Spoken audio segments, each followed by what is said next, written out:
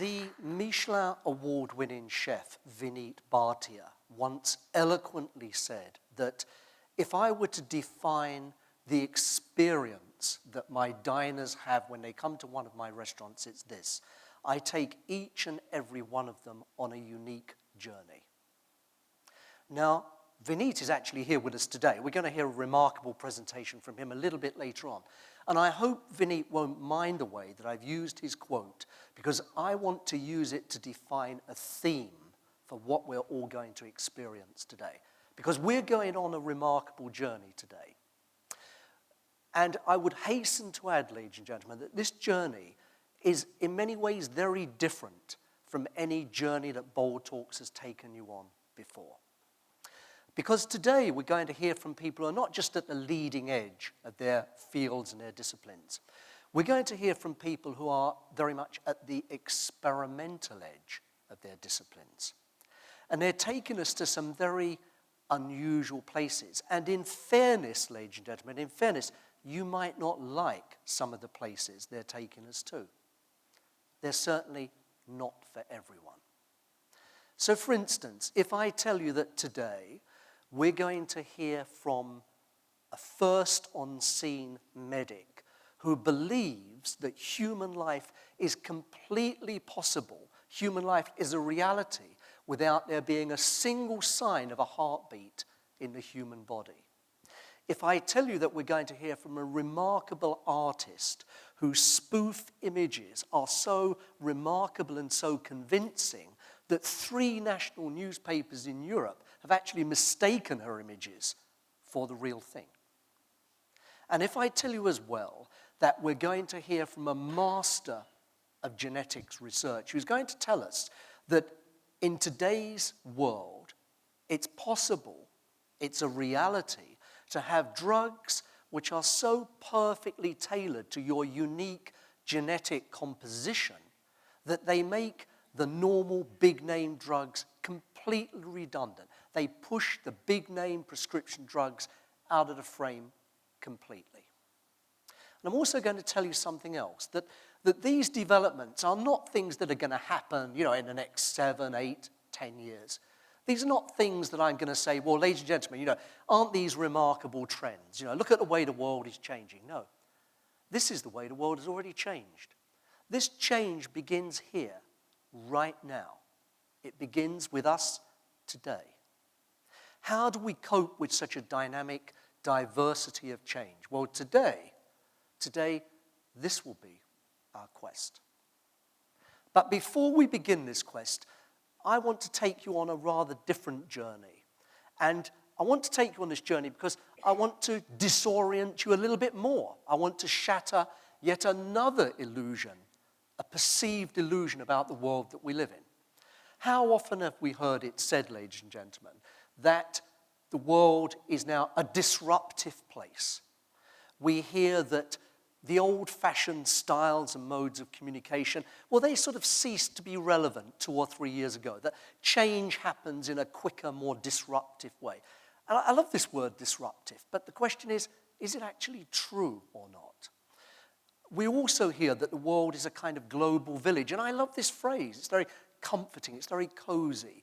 We sort of believe, have a sort of received message from the media, that the world is like an international community. The only problem is that it isn't. Let's look at some of the statistics for how international the world actually is. Let's look at some of the statistics for social media and new media. And you tell me how disruptive the world actually is. We're in for a few surprises.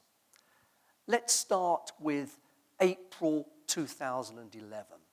April 2011 was the Green Spring, that remarkable series of 8 revolutions which took place in a domino effect across North Africa and the Levant.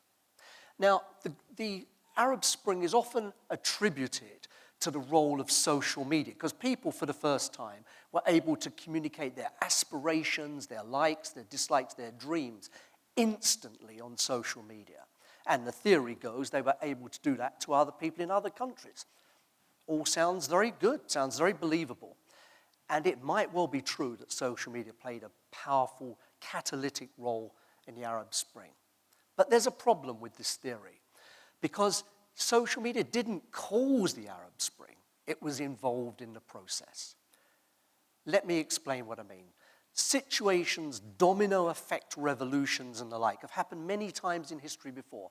Times when new media simply didn't exist. Electricity didn't exist.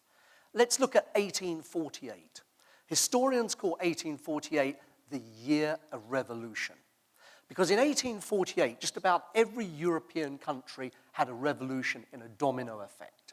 So there were revolutions in France, Germany, Hungary, Austria, Denmark, and Poland, and Belgium, one after the other. Complete domino effect, at a time when the only means of communication were newspapers and pamphlets. Nothing more sophisticated than that. Let's look at 1917. Well, that was an incredible year. Had the Russian Revolution, when Lenin came to power. You had the revolution in Japan, a revolution in Burma, revolution in Korea. Another remarkable year. Again, without any form of media engagement or involvement whatsoever. But surely, you might say, social media plays a very large role in international communication. Well, I'm afraid it doesn't. Actually, the statistics show that only about 19% of Facebook content is actually to people in other countries. It's actually remarkably regional. We spend most of our time talking to people that we know that are in the same country, or at least the same region as we are. Only 19% is actually international. So surely, though, we are speaking, aren't we? We're making phone calls internationally. Well, I spoke to AT&T, the largest telecoms operator in the world, and I'm afraid we're not, no. If I were to say to most of you what percentage of phone calls are international, you'd probably say about 15 to 20%. Actually, the global figure is 2%. Only 2% of phone calls are international. Now, you might well say to me, well, Paul, come on, like nobody actually makes phone calls anymore, do they? Like they're using devices, they're using Skype.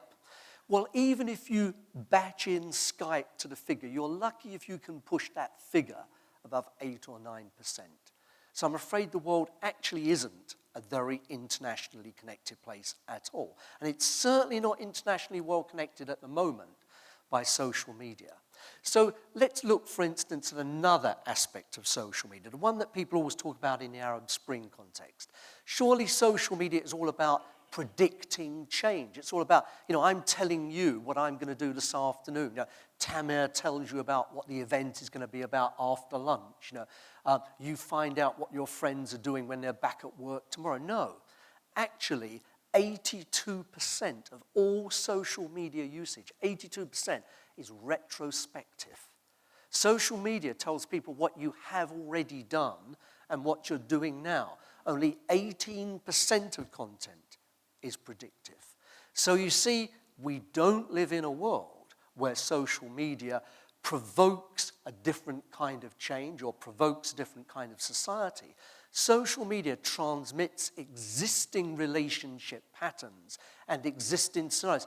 It just does so simply and better than perhaps has been done before.